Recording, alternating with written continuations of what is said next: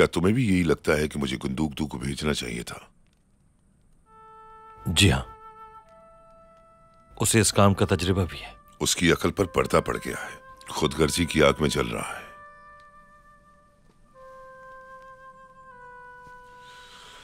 और मुझे आग बुझाना आती है।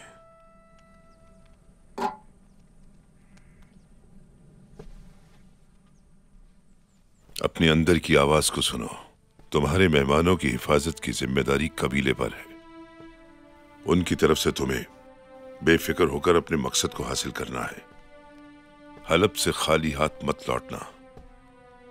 काई कबीले की इज्जत की जिम्मेदारी तुम्हारे कांधों पर है। तुम्हारी नाकामी कबीले की नाकामी है। अल अजीज से किसी भी सूरत में हमें जान छुड़ानी है, याद रखना। और इसके लिए हम बड़ी से बड़ी कुर्बानी के लिए तैयार हैं। मगर याद रहे, अपने दीन की इज्जत और नामूस का सौदा हमें किसी भी कीमत पर मंजूर नहीं होगा। अपने दीन को हमेशा सरबुलंद रखना। दिखा दो उन्हें कि एक सच्चा मुसलमान अपने मजहब का पासदार होता है। अल्लाह हामी व नासिर हो। आपने शरफ बख्शा है मुझे मुंतखब करके।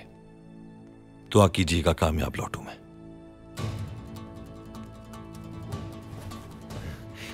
क्या हुआ? गुंदूकदू, गुंदूकदू क्या कर रहे हो तुम? रुको, ठहरो। हमजा, हमजा, अंदर आओ। रुको, गुंदूकदू, होश करो।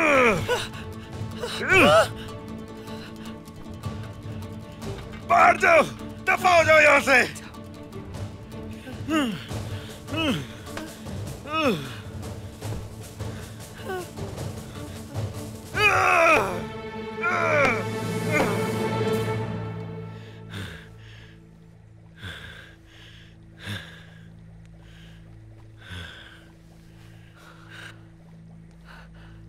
हुआ क्या है, बताओ तो मुझे। अर्तुरुल को भेज रहे हैं वो। तुम्हें समझाया भी? खामोश।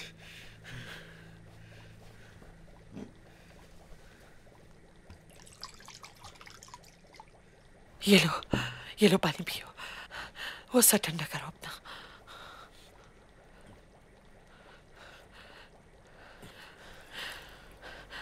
मुझे यकीन है ये सब तुम्हारी माँ का किया धरा है।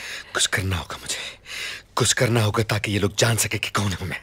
नहीं, तुम कुछ ऐसा वैसा नहीं करोगे। जज्बात से नहीं, अक्ल से सोचो। हाथ पर हाथ रखकर बैठ जाऊं, कुछ ना करूं मैं। मेरे पास एक रास्ता है। अपने सिपाही तैयार करो।